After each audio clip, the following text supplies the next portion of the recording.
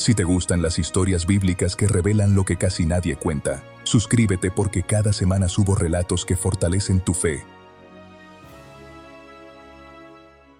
En la historia del pueblo de Israel existen momentos de victoria, de gloria y de milagros. Pero también hay episodios que detienen el corazón, relatos que incomodan, que despiertan preguntas profundas sobre la naturaleza de Dios. Esta es la historia de uno de esos momentos. La historia de un hombre cuyo nombre quedó grabado para siempre como advertencia, como lección y como recordatorio de que lo sagrado nunca debe tratarse como algo común. Su nombre era Uzá. Para entender lo que ocurrió aquel día, hay que retroceder varios años. El Arca del Pacto, el objeto más sagrado de Israel, no era simplemente un símbolo religioso. Representaba la presencia tangible de Dios entre su pueblo. Sobre ella, entre los querubines de oro, se manifestaba la gloria divina. Allí Moisés había escuchado la voz de Dios. Allí se confirmaba el pacto. Allí descansaba el testimonio de que el Creador caminaba con Israel. Pero con el paso del tiempo, el pueblo se había descuidado. En una guerra contra los filisteos, el arca fue capturada. Y aunque finalmente fue devuelta, nunca volvió a ocupar el lugar central que debía tener. Terminó en la casa de Abinadab, en Kiriat Jearim. Allí permaneció durante años, décadas enteras. En esa casa crecieron dos hombres, Uzá y su hermano Ahío. Ellos convivieron con el arca desde niños. La veían todos los días. Su presencia se volvió parte del paisaje cotidiano. Y ahí comienza a gestarse el punto clave de esta historia. Cuando lo sagrado se vuelve familiar, el corazón corre el riesgo de perder la reverencia. Pasaron los años. Israel ahora tenía un rey fuerte, un líder espiritual, un adorador apasionado, David. Después de establecer su reino y conquistar Jerusalén, David tomó una decisión que cambiaría la historia espiritual de la nación. Decidió traer el arca a la ciudad, no como un símbolo político, sino como el centro de la vida espiritual del pueblo. La noticia corrió por toda la nación. 30,000 hombres fueron convocados. Era un día de celebración nacional. Se preparó un carro nuevo.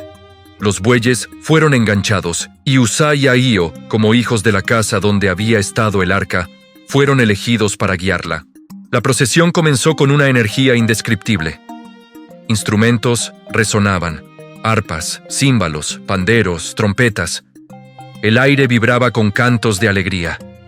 David danzaba con todas sus fuerzas, sin dignidad real, sin protocolo, solo con pasión por Dios. Era un momento de júbilo colectivo. Parecía que el cielo y la tierra se unían en adoración.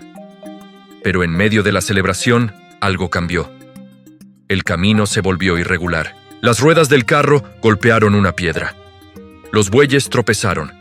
El arca se inclinó peligrosamente. Y en ese instante que duró apenas un segundo, Uzá reaccionó. Extendió la mano. La tocó. Un gesto instintivo. Un reflejo humano, un intento de proteger lo que parecía estar en peligro. Pero lo que para los ojos humanos parecía correcto, no lo era ante la santidad de Dios. La Escritura dice que la ira del Señor se encendió contra Uzá por su irreverencia, y allí mismo, junto al arca, cayó muerto. No hubo advertencia, no hubo diálogo, no hubo oportunidad de corregir, solo silencio. La música se detuvo como si el aire hubiese sido absorbido. Los instrumentos dejaron de sonar. Las voces callaron. El cuerpo de Uzá yacía en el suelo. David quedó impactado. El hombre que había enfrentado gigantes, ahora enfrentaba algo que no podía comprender. Primero sintió enojo, luego miedo. ¿Cómo podía ser posible? ¿Cómo podía Dios castigar un acto que parecía un intento de ayudar? El ambiente cambió por completo. La celebración se transformó en temor reverente. David decidió detener la procesión. No se atrevió a llevar el arca a Jerusalén. La dejó en la casa de un hombre llamado Obed-Edom. Y aquí, la historia toma un giro sorprendente. Durante 3 meses, la casa de Obed-Edom fue bendecida de manera extraordinaria. Prosperidad, paz, favor. La presencia de Dios llenó ese hogar de vida. Cuando David escuchó esto, comprendió algo que transformó su perspectiva. El problema no era la presencia de Dios. El problema era la forma en que se habían acercado a ella. David investigó las Escrituras, revisó la ley y descubrió el error. El arca nunca debía transportarse en un carro. Dios había dado instrucciones claras desde los días de Moisés. Debía llevarse sobre los hombros de los levitas, usando varas especiales, sin que nadie la tocara. Lo que ocurrió no fue un castigo caprichoso. Fue la consecuencia de ignorar la santidad de Dios. Uzá no murió por mala intención. Murió porque la obediencia no puede reemplazarse con lógica humana. La familiaridad había apagado la reverencia. Lo extraordinario se había vuelto ordinario en su mente. 3 meses después, David volvió por el arca. Pero esta vez todo fue diferente. Cada 6 pasos ofrecían sacrificios. Había reverencia, temor santo, humildad. Y cuando el arca entró finalmente en Jerusalén, la ciudad estalló en celebración, pero una celebración con conciencia, con respeto, con entendimiento. La historia de Uzá es difícil. Es una de esas narraciones que nos obligan a detenernos y reflexionar. Nos recuerda que Dios no es simplemente un concepto amable o una idea cómoda. Él es santo, totalmente santo. Y la santidad no puede tratarse con ligereza. Uzá representa a quienes viven cerca de lo espiritual, pero olvidan el peso de la presencia divina.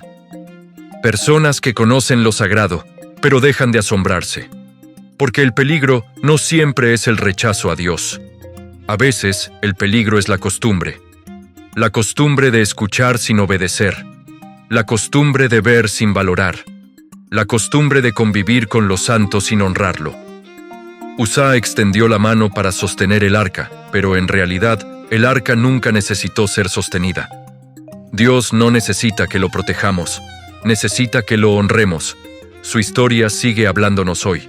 Nos recuerda que la presencia de Dios trae vida, pero también exige reverencia, que acercarse a Él no es un acto casual, es un privilegio sagrado. Y aunque vivimos en una era de gracia, la naturaleza de Dios no ha cambiado. Él sigue siendo amor, pero también sigue siendo fuego consumidor. Uzá no fue un villano, fue un hombre común atrapado en un momento extraordinario. Y su muerte no fue el final de la historia, sino el inicio de una comprensión más profunda para todo un pueblo. Una lección eterna. La presencia de Dios no se maneja, se honra. Y mientras Jerusalén celebraba la llegada del arca, mientras la adoración llenaba la ciudad, el eco de aquel momento quedó grabado en la memoria colectiva, recordando a cada generación que lo sagrado sigue siendo sagrado, que la reverencia nunca pasa de moda, que la obediencia sigue siendo el camino y que Dios sigue siendo Dios. Si esta historia te hizo reflexionar, imagina cuántas enseñanzas poderosas aún quedan por descubrir en la Biblia. En este canal seguimos explorando relatos que transforman la forma en que vemos la fe, la obediencia y el carácter de Dios.